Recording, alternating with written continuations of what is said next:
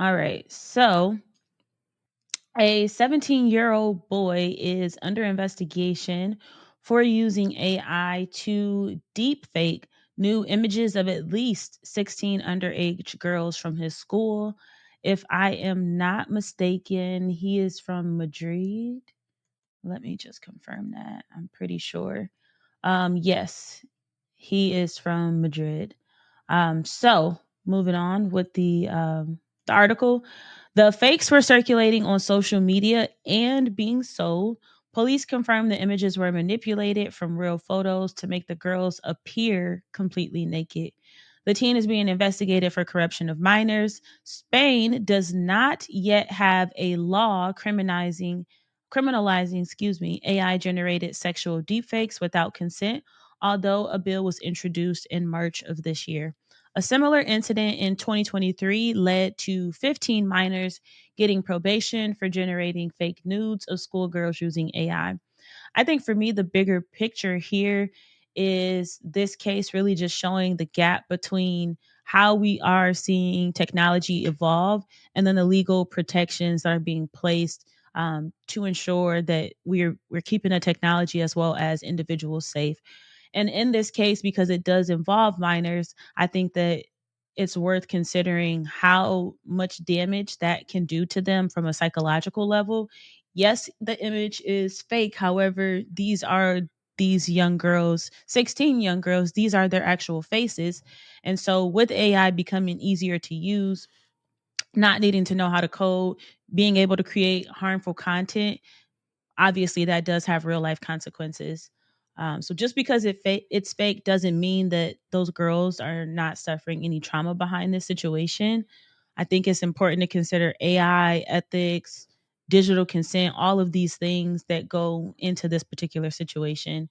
I don't think it's really about banning AI, but more about the policies, the accountability, the protection, and all of that we actually have in place, especially for minors. 16 young girls, that's a lot of young girls to be affected by this type of situation. Today's video is sponsored by Aura, and it's a really important time to be talking about them because hackers may have stolen the social security numbers of every American. But check this out. Over 2.9 billion records were stolen from the National Public Data, which provides personal information to employers and others doing background checks.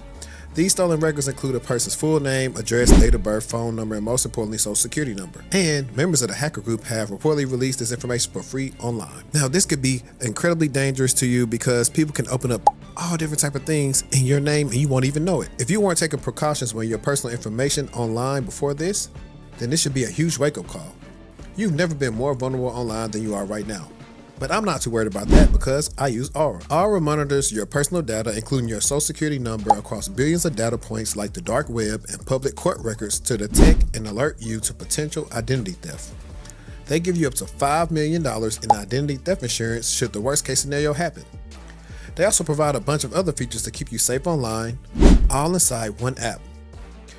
You can go to my link right now, aura.com/textual chatter, to try 14 days for free.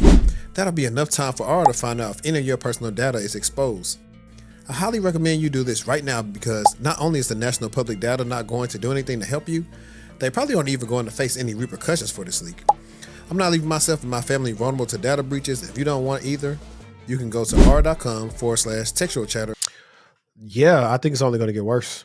I don't know how I old agree. like the girls are, but I don't know. Like I don't know the particulars, right? Because let's clearly, if you put these girls' faces on some older woman's body, they're gonna know it's AI. But at the point when they started kind of being able to do pick body types and all this other stuff, like it's going to get scary to where somebody could be mad. And I want to say that can probably count as a case as revenge. I'm just going to say a blank right Absolutely. there. I'm going to just leave a blank so people can kind of infer what I'm saying. I think that will count as that in the future because you have malicious intent to try to embarrass and degrade somebody, even though that's not them. Yep. Or not only that, hey, we're going to take it a step further. Now that it's getting so sophisticated, I'm a person, I'm an angry woman, I'm an angry man. You know what? I want to ruin your life. Hey, so and so mess with your friend. Look at this video right here. Hmm. I mean, I think we're seeing some of that online with some of these athletes. It's not to that extent, but Yeah, we're starting to see more videos be created where there's like before the videos were clearly AI, like you turning somebody from a human to a mermaid, right? But now you're seeing someone that's a deep fake go kiss someone else. Like it is becoming a bit concerning and alarming for sure.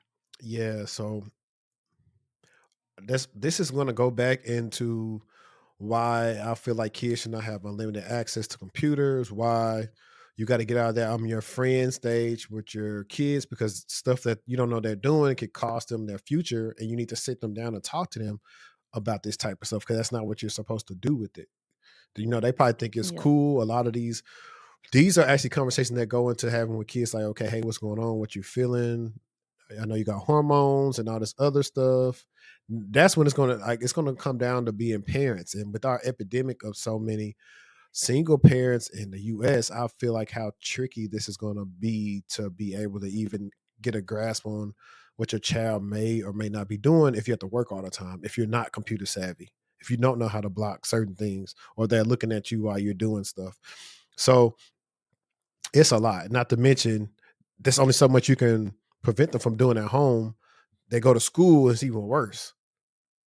Yep. So, like, no matter what people try to like keep your kid in a bubble, you really can't do that. You need to just prepare them versus trying to protect them so much. That's like what you need to do. If not, if you try to keep them away from everything, they're gonna gravitate to it the first time they can, just because you hadn't talked to them about it. I agree with you. And I think you talked about this or touched on this last week when we filmed. But it's so difficult when you don't even know how to use these technologies, right? Like it's difficult for you to say get offline and you don't know how to use the technologies, or you don't even know as a parent what to look for.